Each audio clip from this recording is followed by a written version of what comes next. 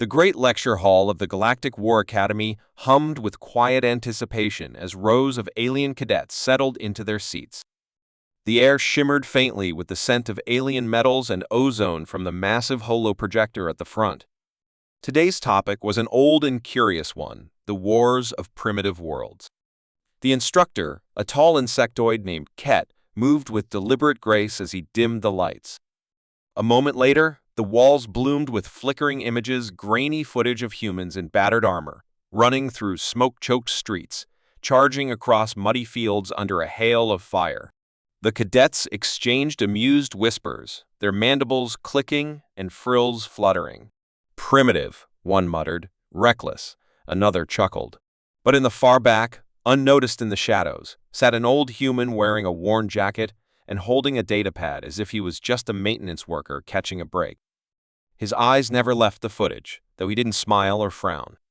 He simply watched, silent and still. The cadets thought they were about to study the mistakes of an extinct warrior culture. None of them imagined that someone in the room had lived through every burning street and every desperate charge they were about to mock. The alien instructor's voice carried confidently over the soft hum of the projector as he explained that the footage was a record of humanity's desperate struggle for survival. The cadets leaned forward, expecting to see chaos, panic, and the collapse of a fragile species. Instead, the scenes showed something they could not quite name. Humans moved in strange, unpredictable ways, splitting into small groups, creating cover out of wrecked vehicles, forming ambush points within seconds. In one clip, soldiers dragged wounded comrades out of the open, never leaving anyone behind even under heavy fire. In another, civilians armed with little more than tools and old rifles fought alongside soldiers as if they had trained for years. The cadets tilted their heads in confusion. Retreat was possible in many situations, yet the humans advanced every time. "Why keep fighting when there is no hope?" one reptilian cadet whispered. Ket hesitated before offering a weak explanation about emotional compulsion. In the back, Mason's eyes glinted faintly in the dim light. He knew it was not mere emotion driving those men and women forward.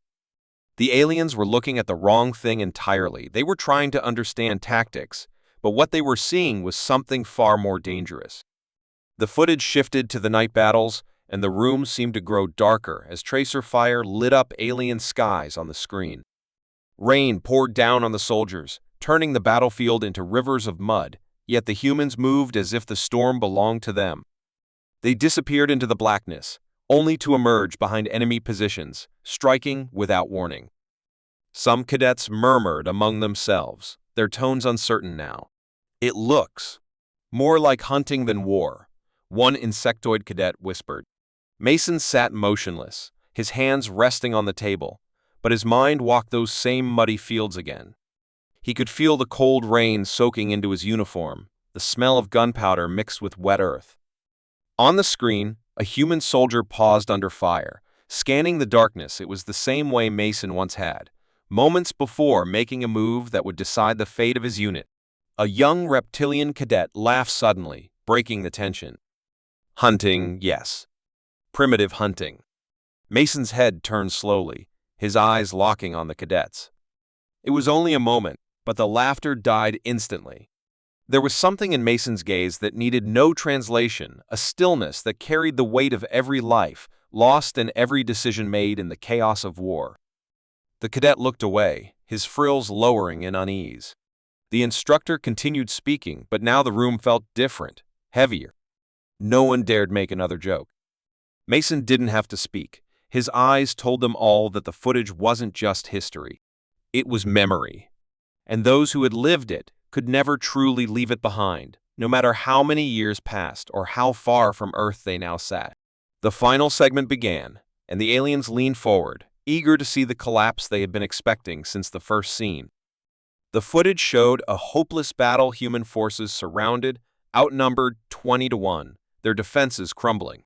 Even the most disciplined alien cadets allowed themselves faint smiles, certain they were about to witness surrender. But on the screen, the humans did something no tactical model could predict. They surged forward.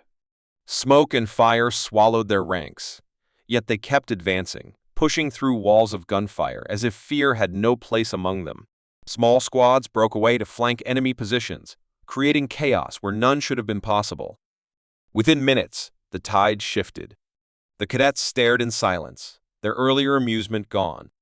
"They should not have won this," the instructor murmured, his confident tone replaced by disbelief. Mason leaned forward in his chair, his voice breaking the heavy quiet for the first time. "We don't fight to win numbers," he said calmly.